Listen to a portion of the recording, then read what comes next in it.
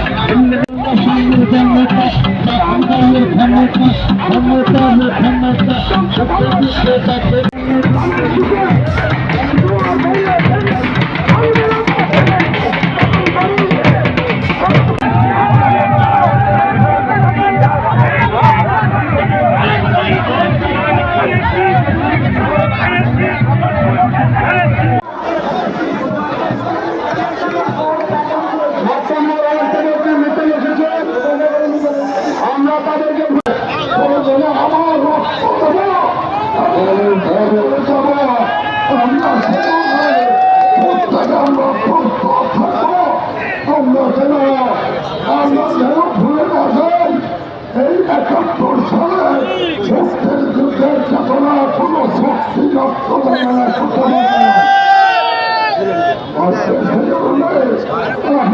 না।